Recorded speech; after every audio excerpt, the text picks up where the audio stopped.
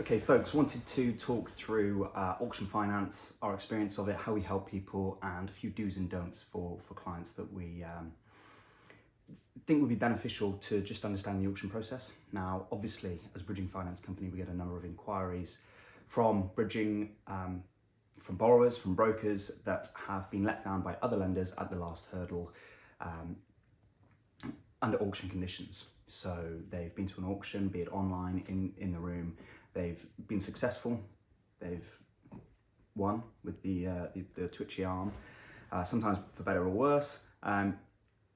But they, at that moment, have exchanged. As soon as that hammer falls, they've exchanged. 10% of the purchase price has gone across to the auctioneer, and they've got anywhere from 14 days to maybe 6 weeks to complete on that purchase. Now, in a number of instances, we have been briefed before the auction, and this is best practice, so disclaimer, best practice.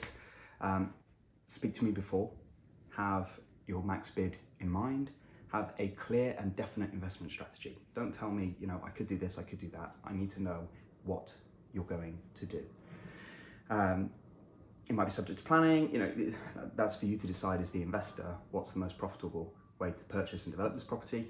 But most importantly, we need a brief, we need a framework to work towards to underwrite a deal.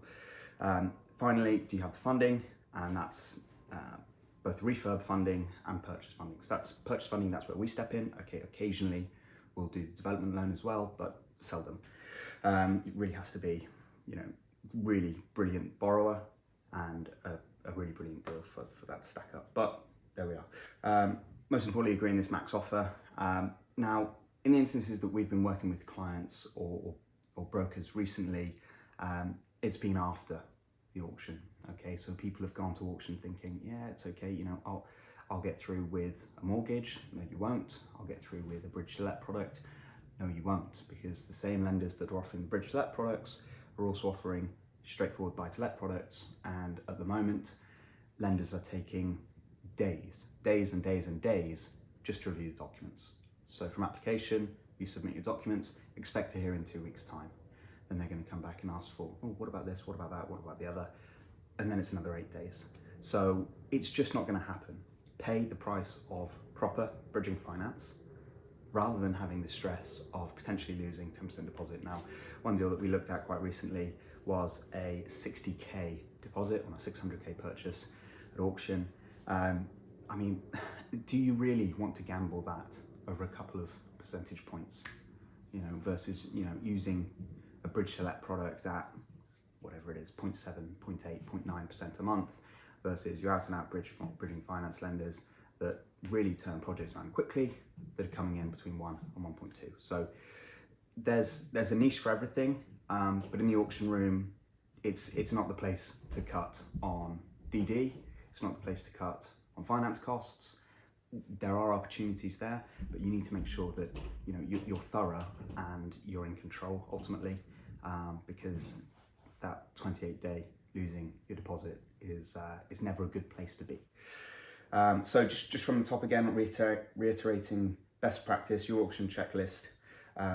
Determine a conservative end value. That's the same with every deal. You don't want to be looking at projects from a rosy point of view. Use it as a cap on the street. What is the highest sale value on the street so far for a comparable property? Once you've determined that, that's your floor. Okay, it might have been 3 years ago, prices might have come up since, but be conservative. Excuse Nala.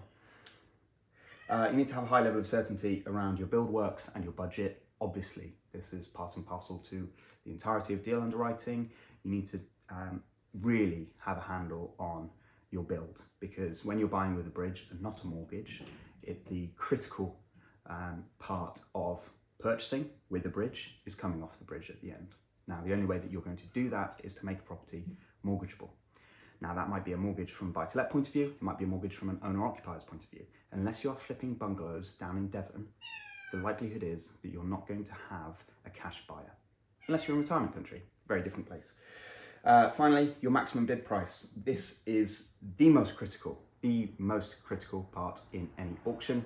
Write it down, have it in a letter or an envelope. Just strictly adhere to it, because anything above that point, that's you in a rational, sober state of mind before the auction, the excitement, the adrenaline, the enthusiasm of the auctioneer is built to encourage people to be raising their arms. So stick to it, or be prepared to pay the price and leave money left in the deal after.